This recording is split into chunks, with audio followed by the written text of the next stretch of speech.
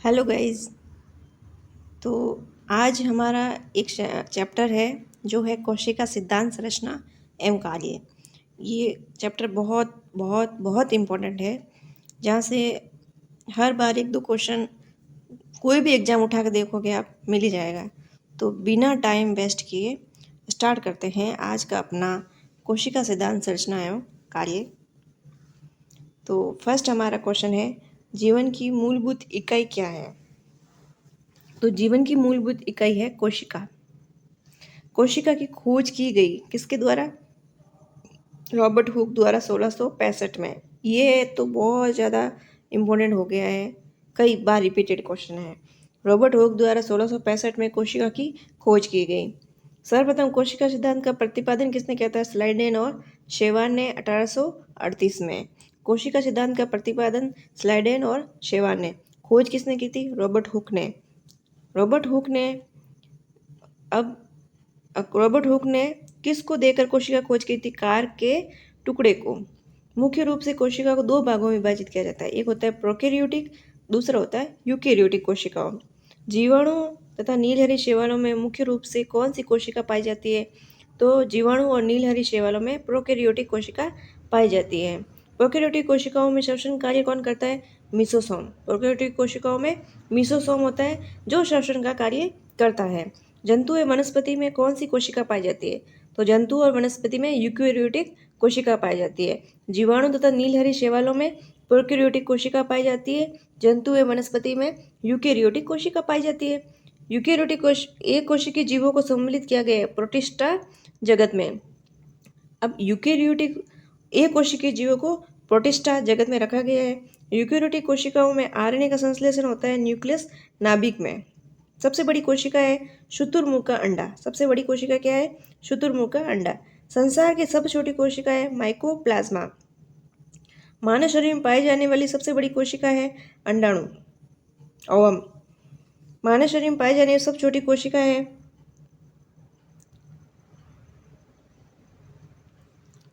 इसका आंसर हो जाएगा सेरिबेलम की ग्रेन्यूल सेल। मानव शरीर में पाई जाने वाली सबसे लंबी कोशिका तंत्रिका कोशिका न्यूरॉन। ये किसने प्रस्तुत किया कि सभी पौधे एवं जंतु कोशिकाओं के बने होते हैं तथा कोशिका जीवन की मूलभूत इकाई है? तो स्लाइडेन और शोवान ने 1838 में। कोशिका केंद्र की खोज किसने की थी? रॉबर्ट ब्राउन ने। केंद्र की खोज रॉबर्ट ब्राउन ने 1831 में। वास्तविक केंद्र किसमें अनुपस्थित होता है? प्रोकैरियोटिक कोशिकाओं में केंद्रक अनुपस्थित होता है। एक कोशिका सबसे बड़ा कोशिकांग कौन सा होता है? नाभिक। कोशिका प्रक्रियात्मक क्रियाओं का नियंत्रण कौन करता है? केंद्रक। किस कोशिकाओं को कोशिका का मास्टर कहा जाता है? केंद्र को कोशिका का मास्टर कहा जाता है। किस कोशिका में नाभिक नहीं होती? लाल रक्त कोशिका में नाभिक नहीं होती है। वनस्पति कोशिका तथा जंतु कोशिका अंतर किसकी उपस्थिति से स्पष्ट होता है? वनस्पति कोशिका तथा जंतु कोशिका का अंतर वनस्पति कोशिका में पाई जाने वाली कोशिका भित्ति से स्पष्ट होता है, जो कि जंतु कोशिका में नहीं पाई जाती है। पादप कोशिका में कोशिका भित्ति पाई जाती है, जंतु कोशिका में नहीं पाई जाती है। सेलुलोज भित्ति किसकी कोशिका में पाई जाती है? पौधे की। पौधों में कोशिका भित्ति का निर्माण करने वाले जटिल कार्बोहाइड्रेट को क्या कहा जाता है? सेलुलोज। कौन सी विशेषता लगभग प्रत्येक कोशिका में नहीं मिलती? कोशिका भित्ति। कवक में कोशिका भित्ति मुख्य रूप से काइटिन की बनी होती है। माइटोकॉन्ड्रिया नाम किसने दिया था? कार्ल बेंडा ने। कोशिका में कौन सा कोशिका वायुवीय शोषण द्वारा ऊर्जा के उत्पादन संबंधित है? वो है माइटोकॉन्ड्रिया। इसे कोशिका का शक्तिगृह भी कहा जाता है। नेक्स्ट,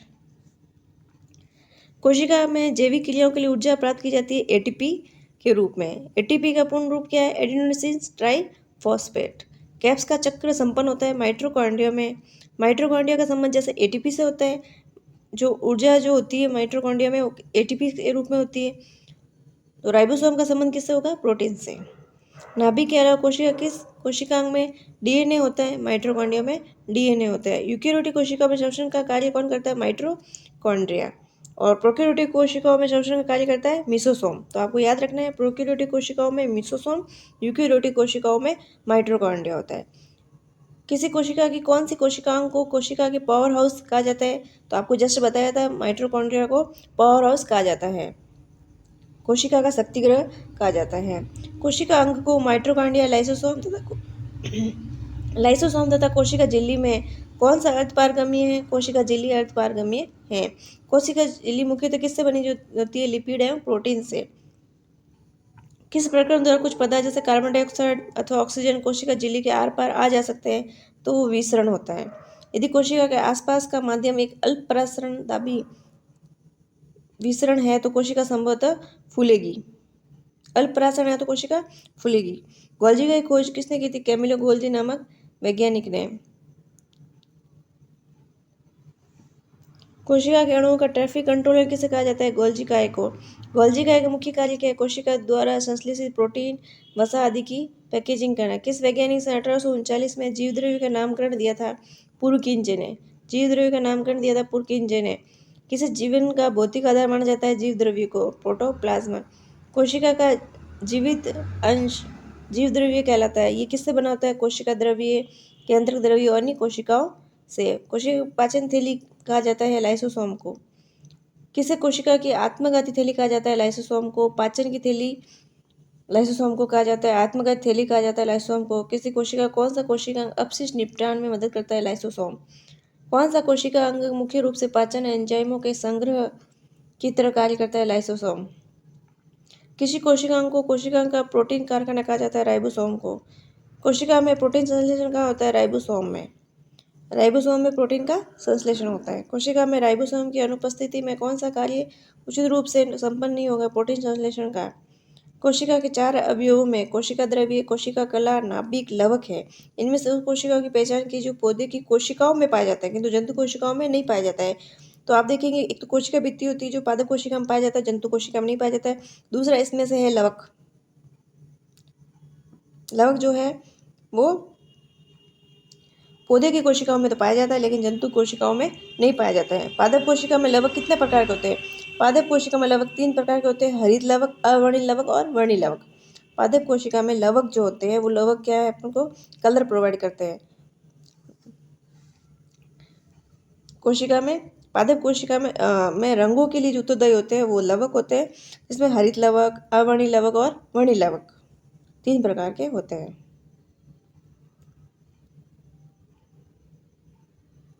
नेक्स्ट, उस कोशिकांग का नाम क्या है जिसमें प्रकाश संश्लेषण होता है? उसे कहते हैं क्लोरोप्लास्ट। पादप कोशिका का रसोई घर किसे कहा जाता है? हरित लवक को रसोई घर कहा जाता है। क्लोरोप्लास्ट अनुपस्थित होता है जंतु कोशिका में, क्लोरोप्लास्ट अनुपस्थित होता है क्योंकि प्रकाश संश्लेषण भोजन के लिए जो होता है वो पादपों में होता है, ना कि जंतु कोशिका में। कौन सा कोशिका केवल पशु कोशिका में पाया जाता है? तारकाय और सेंट्रोसोम केवल पशु कोशिकाओं में पाया जाता है। अनुवांशिक विज्ञान जेनेटिक का जनक कहा जाता है गेर्गर मेंडल को। किस वैज्ञानिक ने वंशागति का गुणसूत्र सिद्धांत दिया? सूटन एवं बोवेरी ने। गुणसूत्र सिद्धांत सूटन व बोवेरी ने। क्रोमोसोम किससे बने होते हैं? डीएनए तथा प्रोटीन से बने होते हैं। मानव कोशिका में गुणसूत्रों की संख्या 46 होती है। मानव शरीर की कोशिकाओं में पाए जाने वाले गुणसूत्र जोड़ों की संख्या कितनी होगी? 23। जोड़ों की संख्या पूछे तो 23 और गुणसूत्र कुल संख्या पूछे तो 46 होती है, जिसमें 23 जोड़े होते हैं। बहुगुणित किससे में परिवर्तन होने पर होती है? क्रोमोसोम की संख्या में परिवर्तन होने पर बहुगुणित होती है। एक गुणसूत्र की संरचना में क्या उपस्थित होता है? डीएनए और हिस्टोन प्रोटीन। गुणसूत्र का शीर्ष भाग टीलोमियर कहलाता है। गुणसूत्र का शीर्ष भाग टीलोमियर कहलाता है। लिंग गुणसूत्र में कौन सा संयोजन का परिणाम नर संतति होता है? तो नर संतति के लिए इसका मतलब ये हुआ कि लड़का होने के लिए कौन सा गुणसूत्र जिम्मेदार होता है? वो होता है वाई और एक्स वाई। पुरुष का वाई और महिला का एक्स। मादा संतति के लिए कौन सा गुणसूत्र संयोजन उत्तरदायी है? वो X X. Watson and Crick ने डीएनए के डबल हेलिक्स मॉडल को प्रस्तावित किया 1953 में। डीएनए का मॉडल वाटसन एंड क्रिक ने दिया था 1953 में।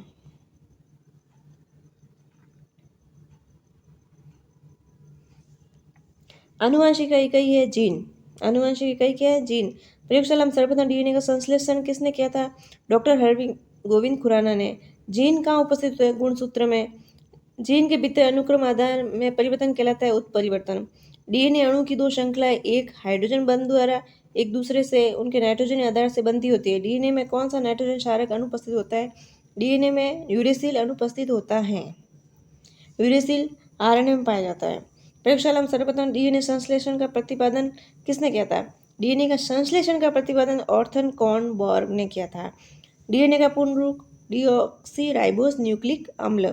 डीएनए एक अणु के न्यूक्लियोटाइड में होता है। नाइट्रोजनी क्षार पेंटोशर्करा और फॉस्फेट होते हैं। हमारे जीन डीएनए के बने होते हैं। आरएनए का पूर्ण रूप राइबो न्यूक्लिक एसिड।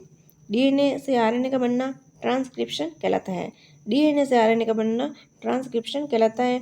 आरएनए अणु में थाइमिन के स्थान पाए जाने वाला नाइट्रोजनी क्षार कौन सा है? यूरेसिल। आरएनए का मुख्य कार्य प्रोटीन संश्लेषण में सहायता करना। प्राणी कोशिका में कौन से आरएनए की प्रचुरता होती है? आर आरएनए की प्रचुरता होती है। पपीता का पीला रंग किस वर्ण के कारण होता है? कैरिका जैंथिन। टमाटर का लाल रंग लाइकोपीन के कारण। सेब का लाल रंग एंथोसाइनिन। सेब का लाल रंग एंथोसाइनिन के कारण होता है। कौन मानव त्वचा को रंग प्रदान करने के लिए उत्तरी है? मेलेनिन। सेलुलर और मॉलिक्यूलर जीव विज्ञान के केंद्र कहाँ है? हैदराबाद में। सेलुलर और मॉलिक्यूलर जीव विज्ञान केंद्र कहाँ है? हैदराबाद में। Centre for DNA fingerprint diagnostic अवस्थित कहाँ पे? हैदराबाद में।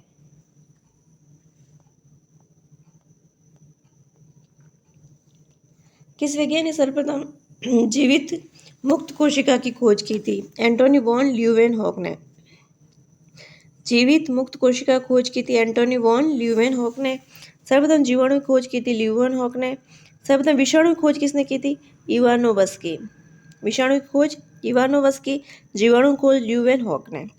कोशिका सिद्धांत निम्नलिखित में से किस पर लागू नहीं होता है? विषाणु पर लागू नहीं होता है, यानी वायरस पर लागू नहीं होता है। इलेक्ट्रॉन सूक्ष्मदर्शी की खोज किसने की? नोल एवं रस्का ने। एकल कोशिकीय जीव कैसे प्रजनन करता है? कोशिका विभाजन द्वारा। कोशिकाएं जो द्वार कोशिकाओं से निकट रूप से संबद्ध और अंतर्विष्ट है उसे सहायक कोशिकाएं कहते हैं।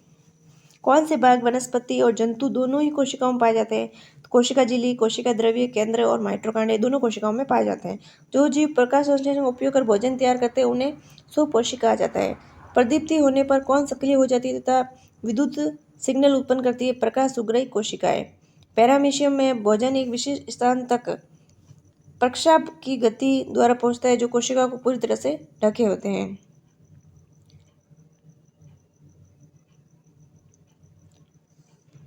वनस्पति जो पराबैंगनी किरणों के दुष्प्रभाव से बचाने वाला वर्णक है कैरोटीनॉइड। बहुकोशिकीय जीव कोशिका विभाजन द्वारा वृद्धि करते हैं। शरीर में लगी चोट की मरम्मत के लिए किस प्रकार के सेल विभाजन का प्रयोग किया जाता है? केवल समसूत्रण विभाजन का प्रयोग किया जाता है। हेबरलैंड कोशिकीय पूर्ण सत्ता की अवधारणा प्रस्तुत करने वाले वैज्ञानिक हैं। कोशिकीय पूर्ण सत्ता की अवधारणा हेबरलैंड, आपको याद रखना है। कोशिकीय पूर्ण सत्ता की अवधारणा हेबरलैंड ने। रंध्रों के संरक्षण कोशिका का कार्य करता है। रंध्रों को खोलने तथा बंद करना। कोशिका की रसदानियां चारों ओर से अर्धपारगमी झिल्ली से घिरी रहती है जिसे टोनोप्लास्ट कहते हैं। इसको याद रखना है आपको। कोशिका की रसदानियां चारों ओर से अर्धपारगमी झिल्ली से घिरी रहती है जिसे टोनोप्लास्ट कहा जाता है। विशेष कार्य करने वाले समान कोशिकाओं के समूह को उत्तक कहते हैं। अब एक ही टेबल है जिसमें कोशिका के रिलेटेड जो अंग है वो उसके खोजकर्ता के बारे में बताया गया है। तो स्टार्ट करते हैं इसको। कोशिका की खोज रॉबर्ट हुक ने की थी। केंद्र की खोज रॉबर्ट ब्राउन ने। केंद्र की खोज रॉबर्ट ब्राउन ने। कोशिका झिल्ली Robert Hooke. Ribosome George Palade. Mitochondria Kolliker. Golgi काय Camillo Golgi. Lysosome Christian de Duve. Protoplasm J E. Purkinje. कोशिका भित्ति रॉबर्ट हुक। लवक हैकेल। अंतर्पद्रव्य जालिका अल्बर्ट क्लाउड और कीथ पोर्टर। तो आज के लिए इतना ही। मिलते हैं नेक्स्ट ऐसे ही इंटरेस्टिंग टॉपिक के साथ नेक्स्ट वीडियो में। Thank you.